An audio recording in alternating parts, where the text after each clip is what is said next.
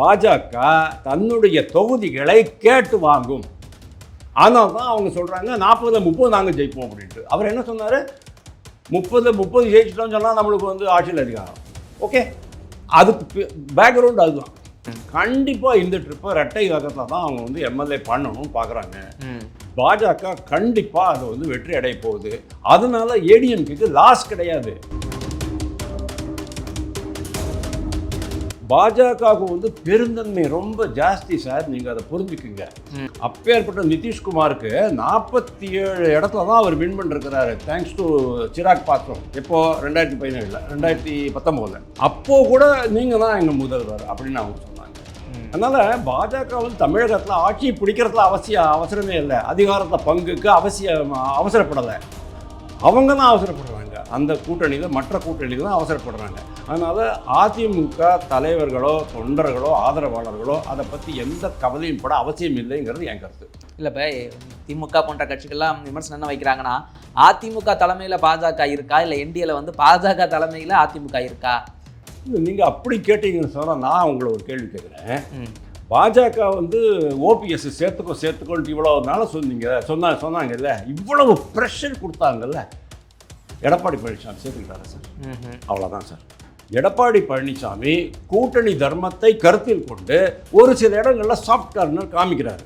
அதிரடியான முடிவுகள்லாம் எடுக்கிறதுக்கு முன்னால் பாஜக கூட கலந்து ஆலோசித்து தான் எடுக்கிறாரு. இவங்களும் அவங்கள கலந்து ஆலோசித்து தான் எடுக்கிறாங்க. அதுக்காக இவங்க அடிமை, அவங்க அடிமை இல்லை, அந்த மாதிரிலாம் ஒன்று கிடையாது. இன்று பியூஷ் கோயல் வந்திருக்கிறது திட்டமிட்டு அதை எல்லாமே பிளான் பண்ணியிருப்பாங்க. இவ்வளோ சீட்டு தானே எல்லாம் முடிவு பண்ணிட்டு வந்திருக்காங்க. இன்றைக்கி தான் டிமாண்டே பண்ணுவாங்களா ஒரு விலை, இவ்வளோ சீட்டு எங்களுக்கு வரணும்னு? இல்லை, அதெல்லாம் வந்து முதல்ல பிளான் தான். முதல்ல சொல்லுங்கள், 1.5 மாதம் முன்னாலே அவங்க வந்து லிஸ்டெல்லாம் போட்டாயிடுச்சு. எந்தெந்த தொகுதி யாருக்குன்னு. ஏன் சார் தொகுதி பொறுப்பாளர் ஏன் சார் நீங்கள் போட்டிங்க? அப்புறம் 6 தொகுதிகளுக்கு ஒரு பொறுப்பாளர் நீங்கள் போட்டிங்களா? அப்போவே நம்மளுக்கு தெரியும் சரி இதெல்லாம் ஆகிப்போச்சு அப்படின்ட்டு. அதுக்கு முன்னாலே ஆயிட்டு இருக்குது.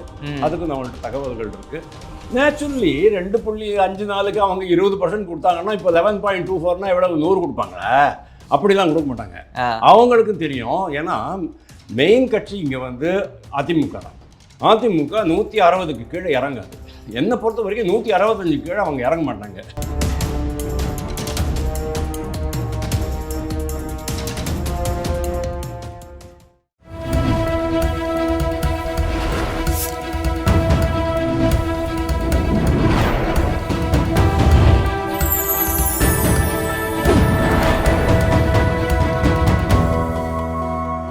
சேனல் 5 தமிழ் நேயர்களுக்கு வணக்கம். இன்றைய நேர்காணலில் நம்மோடு இணைந்திருப்பவர் அரசியல் விமர்சகர் திரு வாசுதேவன் அவர்கள். வாருங்கள், அவரோடு பேசுவோம். சார் வணக்கம்.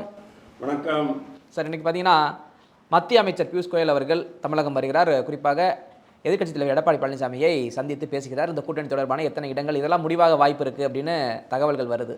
எப்படி இருக்கும்னு நினைக்கிறீங்க?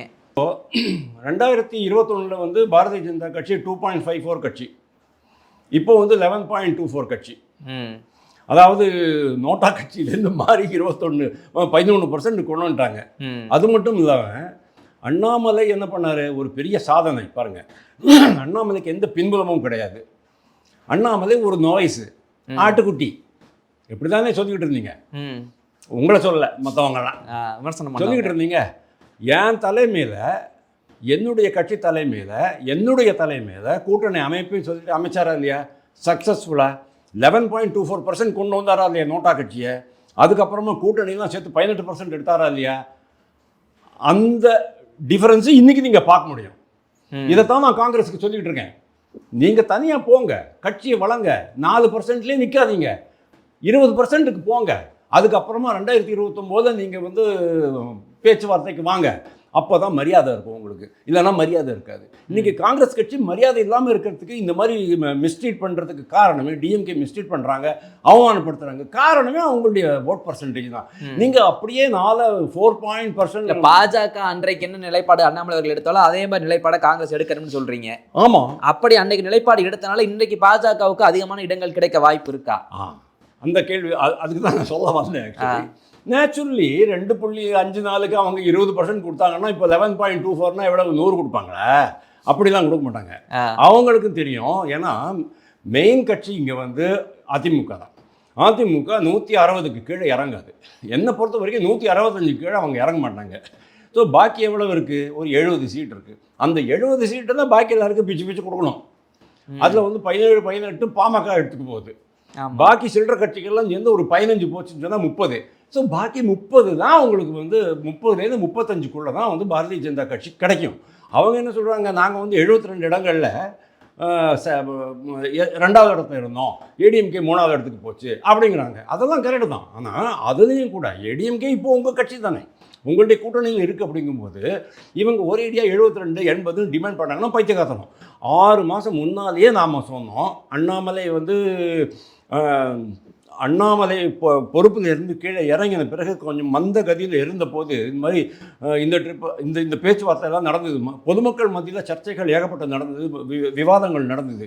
அங்கே கூட எல்லாரும் நாங்கள்லாம் எங்களை மாதிரி ஆளுங்கள்லாம் என்ன சொன்னோம், நீங்கள் 80, 100 கேட்டுட்டு இருக்கிறத பைத்தியக்காரத்தனம். ஏன்னா இது வந்து ஏடிஎம்கே பேஸ்டு எலெக்ஷன் தான். நீங்கள் வந்து ஸ்டில் அவங்களுக்கு ஒத்து தான் ஊதுறீங்க. அதனால் உங்களுடைய உயரத்தையும் அளவையும் தெரிஞ்சுக்கிட்டு தான் நீங்கள் கேட்கணும்னு நாங்கள் சொல்லியிருக்கோம். அதனால் 40 அப்படிங்கிறது ஒரு சரியான ஃபிகர் அப்படின்னு நான் பார்க்குறேன்.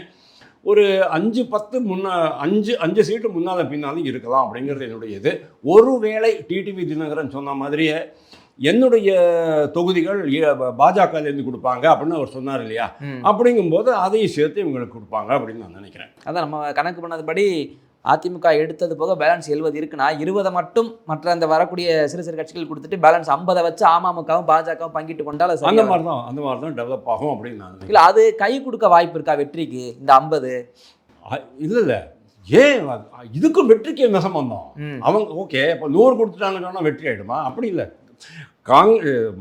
ரெட்டலைன்றது வேற இல்லை, அது ஒரு ரொம்ப காலமா இருக்கக்கூடிய வெற்றி பெறக்கூடிய சின்னமா இருந்துட்டு இருக்கு. இந்த பாஜக அமமுகன்றது ஒரு புதுசா இருக்குல்ல, வெற்றின்றது பெரிய இலக்கை அடைஞ்சது கிடையாது இல்லை. ரெண்டுமே பாஜக 5 எம்எல்ஏ அந்த மாதிரி தான் வெற்றி பெற்றிருக்காங்க. அமமுக அந்த வெற்றிகளும் அடைஞ்சது இல்லை. புதுசா வர்றாங்கல்ல, இப்ப கூட்டணி கட்சியில் இருக்காங்க, அந்த அதிமுகவை அந்த சிம்பலை விரும்பக்கூடியவங்க இந்த சின்னத்துக்கு வாக்களிச்சு வெற்றி பெற வைக்கக்கூடிய சூழல் இருக்கு. என்ன இப்போ அதுதான் சொல்ல வரேன். 2021 அது நடக்கலை, 2024 உல்டாவா நடந்துச்சு. அண்ணாமலை ஓப்பனாகவே சொல்கிறேன் சார், ஒன்றும் ப்ராப்ளம் இல்லை சார். அண்ணாமலையை தோக்கடிக்கணும் அப்படிங்கிறதுனால ஏடிஎம்கே வாக்குகள்லாம் வந்து டிஎம்கேக்கு விழுந்து நாங்கள் பார்த்துருக்கோம். ஓகே, நான் பார்த்துருக்கேன். ரைட். இப்போ அதுக்கு வாய்ப்பு இல்லை. ஏன்னா எடப்பாடி பழனிசாமிக்கு இதுதான் என்னை பொறுத்த வரைக்கும் அவருடைய கடைசி தேர்தல். இதுக்கப்புறமா அவருக்கு வந்து 78, 79 வயசானும் வில் பி டூ ஓல்டு. இப்போவே அந்த வயது 30 தெரியுது நம்மளுக்கு. ஸோ அவங்களுக்கு ஆட்சி பிடிச்சித்தான் ஆகணும். அதையும் விட இம்பார்ட்டண்ட்டாக டிஎம்கே வீட்டுக்கு அனுப்பணும். ஓகே, அவங்களுக்கு ஆட்சி பிடிக்கணும் அப்படிங்கும்போது அவங்க வந்து பாஜக கூட இணைந்து தான் போகணும். பாஜக நிற்கிற இடங்கள்லாம் அவங்க ஓட்டு டிரான்ஸ்ஃபர் ஆகணும். இவங்க நிற்கிற இடத்துலலாம் பாஜகவோட ஓட்டு டிரான்ஸ்ஃபர் ஆகும், டிடிவி ஓட்டு டிரான்ஸ்ஃபர் ஆகும். ஏன்னா டிடிவி அவருடைய கட்சி தொண்டர்களை, ஆதரவாளர்களை ரொம்ப பர்ஃபெக்டாக ஹேண்டில் பண்ணக்கூடியவர். ரொம்ப நெளிவு சுழிவு தெரிஞ்சு ரொம்ப அது என்ன சொல்கிறது, சுல்ஜாகவே எப்படிம்பாங்க ஹிந்தியில், அதாவது ரொம்ப இயற்கையாகவே ஒரு தலைவராக வளர்ந்த மிகப்பெரிய ஆளுமை பண்பு உள்ள ஒருத்தர் தான். அவர்கிட்ட நிறைய கிரிட்டிசிசம்ஸ்லாம் இருக்குது, அதெல்லாம் விட்டுடுங்க நீங்கள். ஆனால் ஒரு அரசியல் தலைவன் அப்படிங்கிற கோணத்தில் நீங்கள் பார்த்தீங்க சொன்னால் அவருக்கு பயங்கரமான ஆளுமை பண்பு இருக்குது அப்படிங்கிற நாம் பார்க்குறோம். அவரும் அந்த ஜாதி வாக்குகள் சிதறாமல் அவர் பார்த்துக்குவார். இது வந்து ஒரேடியாக சிதறாமல் எப்படி எடுத்துக்க முடியும்? ஏன்னா சசிகலா அவர்கள் தனியாக இப்போ கட்சி ஆரம்பித்து வராங்க. வேஸ்ட்டு நான் சொல்கிறேன். இல்லை, சேம் கம்யூனிட்டி ஓட்டு தானே, டோட்டல் வேஸ்ட்டு. சசிகலாவால் 500 சார் மன்னார்குடி அந்த ஏரியாவில் மட்டும்தான் அவங்களால பண்ண முடியும். சாத்தூர் நான் வரிசையாக லிஸ்டே போட்டு சொல்கிறேன் உங்களுக்கு. அங்கே எங்கேயுமே அவங்களுக்கு ஒன்றுமே பண்ண முடியாது. பன்னீர்செல்வமும் ஒன்றும் பண்ண முடியாது. பன்னீர்செல்வம் மோஸ்ட் ப்ராபப்ளி இங்கே வந்துடுவார்னு நான் நினைக்கிறேன். அவருக்கு மேபி அவருடைய ஆதரவாளர்கள்ங்கிற பேரில் ஒரு 4-5 சீட்டு கொடுப்பாங்களா இருக்கும், அக்கோமடேட் ஆகிடுவாங்க. சசிகலாவால் ஒன்றுமே பண்ண முடியாது. She is a totally spent force. இதுக்கு மேலேயும் அவருக்கு வந்து பொலிட்டிக்கல் செல்வாக்கு கிடையாது. அவங்க எங்கே போனாலும் சரி அவங்க கூடவே ஒரு கூட்டம் இருந்துக்கிட்டு இருக்கோம். அவ்வளோதான் அவங்க கூட்டமே தவிர விஜய் மாதிரி ஒரு மிகப்பெரிய கூட்டமோ, இல்லைனா எடப்பாடிக்கு மாதவரத்தில் வந்த மாதிரி ஒரு பெரிய கூட்டமோ, இல்லை ஸ்டாலினுக்கு வந்து போராட்டங்கள்லாம் வர மாதிரியான கூட்டமோ, அது மாதிரிலாம் எதுவுமே கிடையாது. அவங்க சசிகலா முக்குலத்தோர் வாக்குகள் அப்படிங்கிறத அப்படியே அள்ளிட்டு வர முடியாது. ஏன்னா முக்குலத்தோர் வாக்குகள் எல்லா இதுலேயுமே பரவலாக இருக்குது. இன்றைக்கி வந்து அவங்களுக்கு எந்த விதமான ஆபத்தும் இல்லை. இதுக்கு வன்னியர்களுக்கு 7.5 இடஒதுக்கீடு கொடுத்ததுக்கு தான் அவங்க வந்து ரொம்ப கோச்சிக்கிட்டு இருந்தாங்க சவுத்தில். அதுக்காக தான் போச்சு அப்படிலாம் சொன்னாங்கல்ல. அப்போது கூட நான் அதை நம்பலை சார். ஏன்னா துணை முதல்வர் கட்சியின் ஒருங்கிணைப்பாளர் இவர் அந்த வேலையை பண்ணலை அப்படிங்கிறது என்னுடைய குற்றச்சாட்டு. ஓபிஎஸ் அந்த வேலை பண்ணலை. அவர் போய் அப்பேற்பட்ட ஒரு செல்வாக்கு மிக்க தலைவராக தன்னை காட்டிக்கொள்ளும் ஓபிஎஸ் 2021 அந்த டெல்டா ப்ளஸ் சவுத்து கிட்டத்தட்ட ஒரு 100 தொகுதிகளில் ஒரு 30 தொகுதிகளை ஜெயிச்சு கொடுத்துருந்தான்னு சொன்னோன்னா இவங்களுக்கு வந்து ஆல்மோஸ்ட் கிடச்சிருக்கும். அந்த இதுக்கு வந்திருப்பாங்க. 77 எவ்வளோ கிடச்சிச்சு. இன்னொரு 30-35 தொகுதிகளில் அவர் ஜெயிச்சிருக்கலாம். அவருடைய தொகுதியிலே அவருக்கு ஜெயிக்க முடியலையே சார். அவருடைய தொகுதியிலேயே தங்க தமிழ்ச்செல்வன் தானே எம்பி ஆனார். அப்போது அவருக்கு என்ன இன்ஃப்ளூயன்ஸ் இருக்குது ஓபிஎஸ்க்கு? அதை விட மோசமான இன்ஃப்ளூயன்ஸ் தான் வந்து இன்றைக்கி சசிகலாவுக்கு இருக்கும். Sasikala is out of action, out of scene for a long time. She is a forgotten figure. You take it from me. So நீங்கள் சசிகலா வச்சு நீங்கள் பூச்சி காமிக்காதீங்க. சரி சார், இவங்க சீட்டு எண்ணிக்கை ஒதுக்குறது அதெல்லாம் இருக்கட்டும். எப்படி காங்கிரஸ் திமுகவிடம் எங்களுக்கு சீட்டும் அதிகமாக வேண்டும், ஆட்சி அதிகாரத்தில் பங்கு வேணும்னு கேட்கறது போல அதிமுகவிடம் பிஜேபியும் டிமாண்ட் வைக்கிறதா? இது வந்து ஒரு கூட்டணி ஆட்சி தான் வரணும், அதில் வந்து பாஜகவுக்கு அமைச்சரில் இடம்லாம் வேணுன்ற மாதிரியான ஒரு டிமாண்ட் வைப்பாங்களான்னு கேட்குறேன் நான். ஏன்னா நயினா நாகேந்திரன் தன்மையில் பேசுனதை பார்த்தோம் நம்ம. நயினா நாகேந்திரன் என்ன பொருளில் பேசியிருக்கிறாருங்கிறது எனக்கு தெரியாது. ஜஸ்ட் ஒரு இது மட்டும் தான், கார்டு மட்டும் தான் பார்த்தேன். ஆனால் எனக்கு என்ன தோன்றது, இது தேவையில்லாமல் திருப்பியும் ஒரு குப்பையை கலர்ற மாதிரி இருக்குது. கூட்டணி ஆட்சி அப்படின்னு சொல்கிறது வந்து இந்த கூட்டணியினுடைய ஆட்சி, அது வந்து பாஜக தலைமையில் இருந்தாலும் சரி, ஏடிஎம்கே தலைமையில் இருந்தாலும் சரி தான் நாங்கள் அன்னையிலேருந்து சொல்லிக்கிட்டு இருக்கோம். ஏப்ரல் 11ஆம் தேதியிலேருந்து சொல்லிக்கிட்டு இருக்கோம். அதே தான் இப்போ நடக்க போகுது. இது ஒன்றும் ஒரு பெரிய விஷயமே கிடையாது. இவங்க வந்து ஜாஸ்தி டிமாண்ட் பண்ணவே இல்லை, டிமாண்ட் பண்ணலை. அவங்க வந்து ப்ராபபிள் லிஸ்ட்டு தான் அவங்க கொடுத்துருக்குறாங்க. அதுக்கப்புறம் இதில் பல விஷயங்கள் இருக்குது சார்.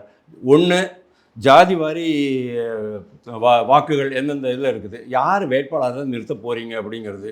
மூணாவது, உங்களுக்கு அந்த தொகுதியே சார்ந்த பல நலத்திட்டங்கள், வளர்ச்சி திட்டங்கள் அதெல்லாம் இருக்குது. யார் அந்த, அதாவது ஏடிஎம்கே பீரியடில் வளர்ச்சி வந்திருக்குதா, இல்லை டிஎம்கே பீரியடில், இதெல்லாமே நம்ம பார்த்து தான் அவங்க வந்து வேட்பாளர்களை போடுவாங்க. தொகுதிகளை அடையாளம் பண்ணிக்குவாங்க.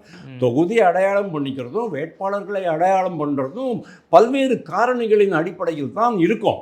அதனால் இப்போ 2 கட்சியும் ஆல்ரெடி இப்போ வந்து எக்ஸ்சேஞ்ச் பண்ணிட்டு 1.5 மாதத்துக்கு மேலே ஆயிடுச்சு. ஆனால் இன்னும் ஃபைனலைஸ் பண்ணல. இவர் வந்தோடனே ஃபைனலைஸ் பண்ணுவாங்க. இன் ஆல் ப்ராபபிலிட்டி 40 வந்து நிற்கும் அப்படின்னு நான் நினைக்கிறேன். 40-45 தான் வந்து நிற்கும். ஆனால் இந்த ட்ரிப்பு, போன ட்ரிப்பு என்னாச்சு, நீங்கள் 2.54 கட்சி தானே, நோட்டா போட்டி போடக்கூடிய கட்சி தானே நோட்டா கூட. அதனால் நாங்கள் அப்படி கொடுத்தோம்.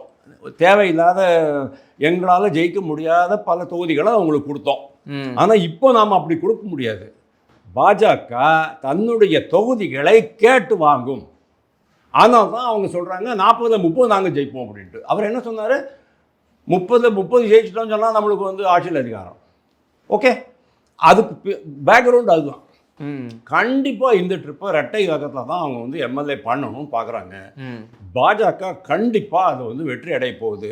அதனால ஏடிஎம்கேக்கு லாஸ் கிடையாது. ஏன்னா இன்றைக்கி இருக்கிற கண்டிஷனில் டிஎம்கே அலையன்ஸ் நீங்கள் பார்த்தீங்கன்னு சொன்னால் இவங்க ரொம்ப ஸ்ட்ராங்காக இருக்கிறாங்க.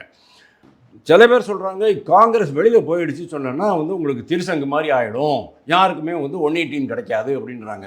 அந்த சமயத்தில் தான் நீங்கள் வந்து கூட்டணியில், அந்த கூட்டணி ஆட்சியில் எல்லாருமே வந்து கருணாநிதி ஆக முடியாது சார். இன்றைக்கி கருணாநிதி மாதிரி ஒருத்தரும் இல்லை. ரெண்டாவது, அந்த காலத்து காங்கிரஸ் கட்சி மாதிரி ஒரு டொசைல் பிஹேவியரை எந்த அரசியல்வாதிகிட்டையும் இருக்காது. என்னுடைய அதிகாரத்தை கொடு அப்படின்னா கேட்டு வாங்குவாங்க. அது மாதிரி தான் ஆகும். அதனால் ஏடிஎம்கேக்கும் இது பொருந்தும், டிஎம்கேக்கும் அது பொருந்து போகிறது. அதனால் இது ஒரு பெரிய விஷயமா நான் பார்க்கல. பாஜக இரட்டை இலக்கத்தில் எம்எல்ஏஸ் கொண்டு வருவாங்க.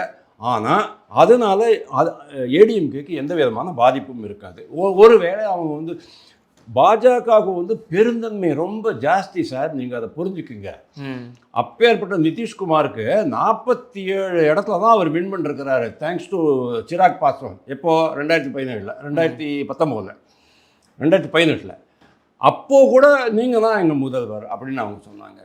அதனால் பாஜக வந்து தமிழகத்தில் ஆட்சியை பிடிக்கிறதுல அவசரமே இல்லை. அதிகாரத்தில் பங்குக்கு அவசரப்படலை.